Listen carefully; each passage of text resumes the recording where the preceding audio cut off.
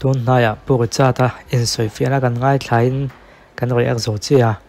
he in soifiana hian mutria ti tongkam kan khia ti chuan David Saido YouTube nilovin Facebook lampang zok kha mutria lai te kha agon lafu vio maya lan dan chuan an tran mana an la kon fi vio nin alang chume khia theina chu a comment atang hian a in soifiana thak ber hi in thlan ma khani se ZPM hian ti tak zeta an campaign pui pe karing lo soi zui liang agon tia ti chuan om zia chuan a in soifiana kha rin tlak lo le mai ama tran tu tam po a mai maya tian chu campaign pui to lo mai teang ti thin lungam put pha na tu zo kan ti kha thlir dan ania thlir dan hi ain ang lo khop mai midang comment hi chu ka thir vek lo nga a chan chu midang comment hi chu midang an nia kha ani nge ni bo ko kal zel tu na kon fi vio mai an la nem lem lo wa kan lo khe dang kha TikTok lo ani e ti dom lem lo deuh la ka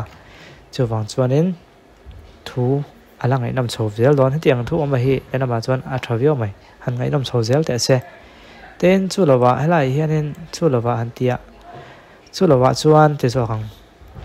na tho tha lampang lo an tiang moi zui zui khop maya khi atlaya tu ke thlang e mani dang tha thai lam boka a caption hi kan chiang ngai tui chang bial tu Deputy Chief Whip Pu W chuan oma MLA fan manga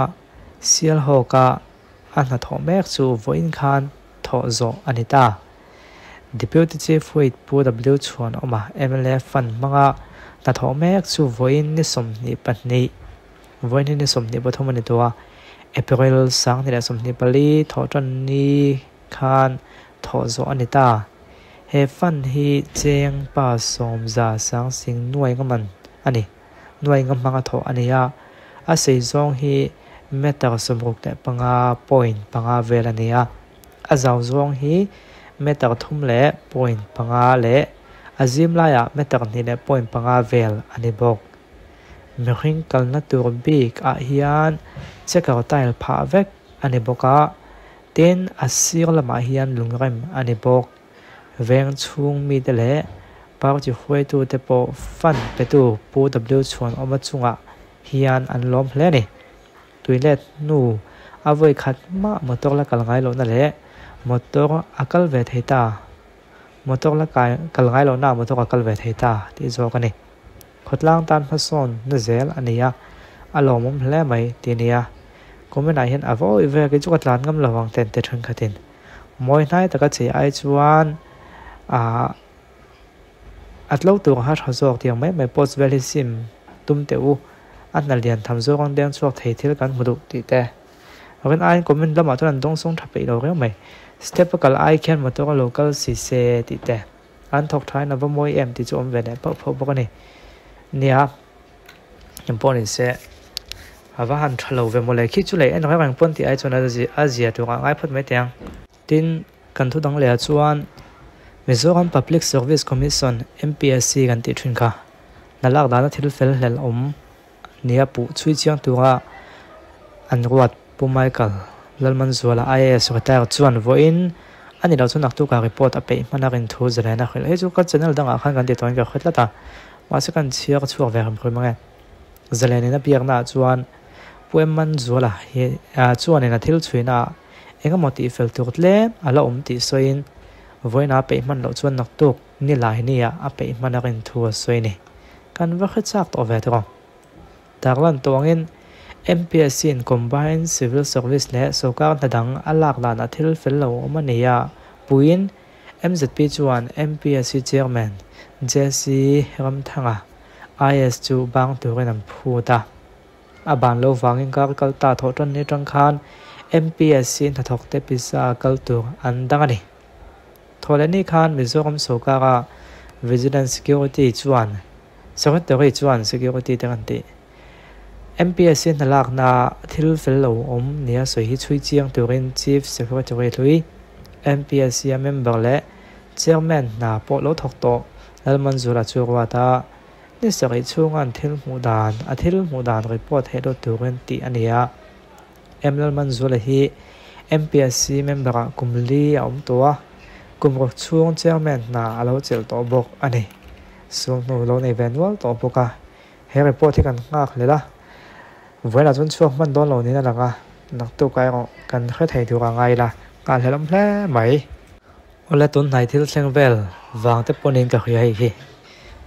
journalist te ba khil don lo ti hi kan han en lok nge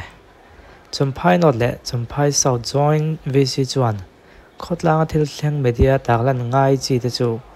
journalist ne na khil du tok mai ni se ti nan rel chumphai north assembly constituency le chumphai south assembly constituency vc te chu tun nai khan ke zam lava in chumphai veng lai an thu khoma an huam chunga khuwa rel chet ne mo an du lo zong thila lo thlen pal thuta media taklan ngai chi omani chuan vc te le ngo khang ten journalist ne na sei chu du tok mai ni se ti an rel meeting a hian journalist chuan a him chin le mi puite khriat tu chen thlit film then thu le medang ro chuan thlit film lova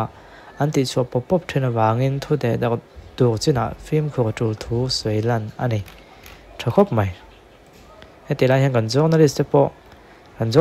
te po an ni chu an thasa renga a platform zo khen tran ve ngai ni bokena enga mo thu the da du om hian a platform nei tha piang hi kan vom lo thai si rawa mi than khati chuan hei hian a film tha hei hi a thu te po thup thiama mi puita ta nei him chin tong kam te po ani hian a mang thiame iti chuak ta hian iti ti ang o kan tia kha kan ti na le fel fai ta ka ti thlap kha a en tu nei thamang chong si rawa tin a thu the da kha mi puite a thleng tlem em mai chini ka chuan helaya thli film lem lo ti deuh thlap lem lo ngai ngel ngan tak taka tia tong kam na deuh le ngai om dewa ti deuh zui deuh khep po ni se mi puinan en hu zo kan ni ka chuan mi puin ne na thu the dak du kan ni box si ka chuan khamilam pangka pan khalo lo le thuina chu wang chun helai te hi chu khria thiam ha khop mai ni puite ne na thu the dak du ni box si mi puite thleng tam chuang si lo kha om ve theya mi puite ne na thu the dak du ni si mi puite po thleng tam nge mai ama ko chu kha mi puite thlen tam na platform ka him chuang si lo kha om ve le boka hi chu ending e awareness sim pe na sat po ngai view mai hei an ron bulan ron tran chu ngai la lai te hi kan tran tlan deuh vek te po ngai ne ke ni te po kan ni tel vek thei chin chena chuanin